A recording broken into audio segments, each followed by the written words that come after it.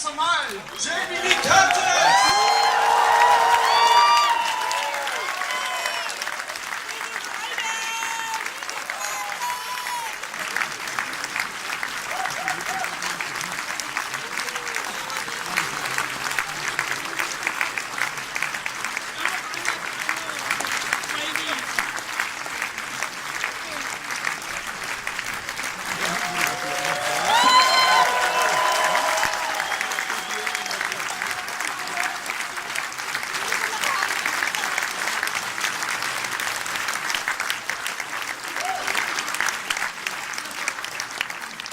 Good evening.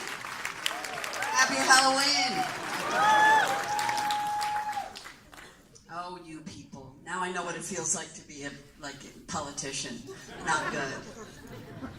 Are any of the people in here who were out there who were mad at me?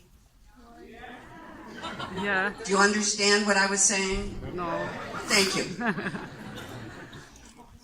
It has been, I think, 40 years since... You think? Dude, I'm pretty sure. it's been 40 years. Trust me. It's been 40 years since the first Halloween. What took you so long? It's called evolution. That's the beauty of it. It's just called evolution. It wasn't up to me, to be honest. The last thing I thought I would be doing is another Halloween movie. Not that I had anything against them. I just was living my life. I'm married. I have an actual, family life, and really was minding my own business when David Gordon Green called me. Straight away said yes? Yes, actually Jake Gyllenhaal called me because he's my godson, and he had made the wonderful movie Stronger that David Gordon Green had directed, and he called me and said, look, I had this great experience with David. Come here into the light with me. You're like over there in the shadows, like Michael. You don't want to be in pictures.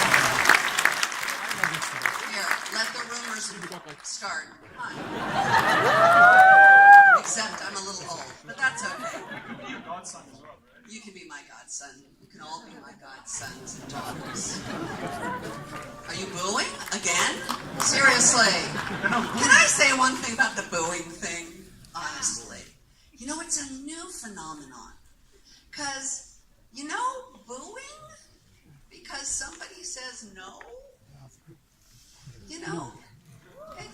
Honestly.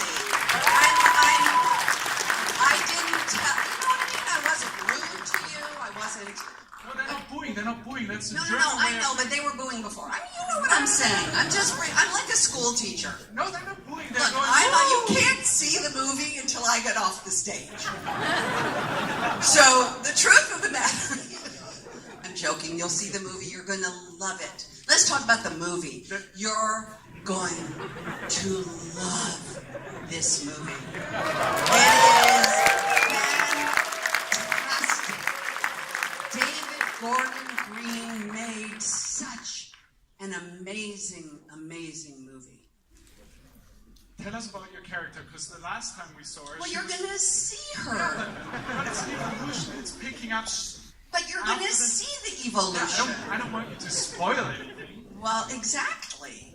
So, what we're not going to see is what happened to her during the last 40 years. Okay.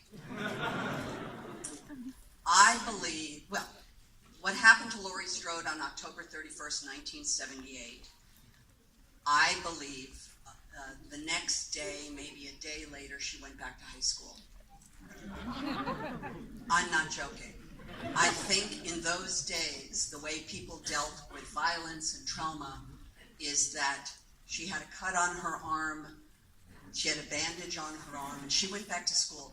And the day she left school on October 31st, 1978, you know who she was. She was a dreamer. She was romantic. She dreamed of kissing a boy.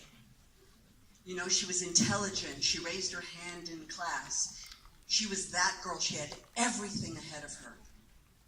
And on November 1st, 1978, she went back to school, but she was a freak. Because she was the victim of this violence. All her friends were dead. And everyone just went like, oh, look, there's Laurie Strode. Oh my God, she was that girl. And for the rest of her life, that's what happened to her. And so what we've seen for 40 years is this woman got no support, she got no help and love, no one put their hands around her face. I don't know if any of you have seen the photograph that I took that, well, I'm not asking you to follow me, please. That'll be like Jamie asks everybody to follow her. I'm not. But if you go to my Instagram site, there's nothing.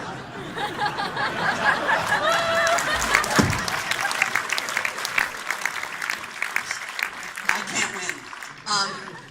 If you go to it, you will see a photograph that go to Entertainment Weekly's Instagram site, and you will see a photograph of Jamie holding Laurie. That's very, very moving. And that's what never happened to Laurie Strode. Nobody put their hands on her face and said, baby, it's going to be okay. And really what happened to her for 40 years is she just banged into the walls. She banged into people, men. She had a child. The child was taken from her.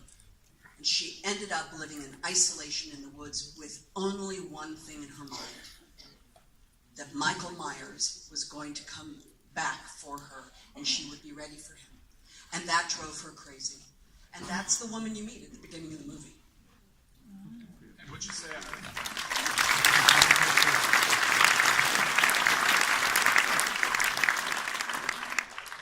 I don't want to get too political, but it seems like it's a story also of empowerment, and it seems like this story of her fits into the year 2018 perfectly. Yes, but you see, it was written in 2016. It's interesting. This was written before Me Too. This was written before August of 2017, when the beginning of the unraveling of this male dominance and abuse. It's very interesting. It was written before that. And then, of course, as we were shooting, it just informed it more and more and more. And it is a movie about a woman trying to take back the narrative of her life because it was taken from her so many years ago. And it was very moving. It's funny. The movie is hilarious. There's a kid in this movie that I promise you will have a TV show in a week. He's so unbelievably funny. You'll know. There are a couple great catch lines that have come out of the movie. But at the core of the movie is the story of Laurie Strode, her daughter, and her granddaughter, and how trauma follows one generation to the next. And it's just beautifully made, beautifully told, beautifully acted, and incredibly scary. It's incredibly scary. It's completely terrifying. I want you to see it.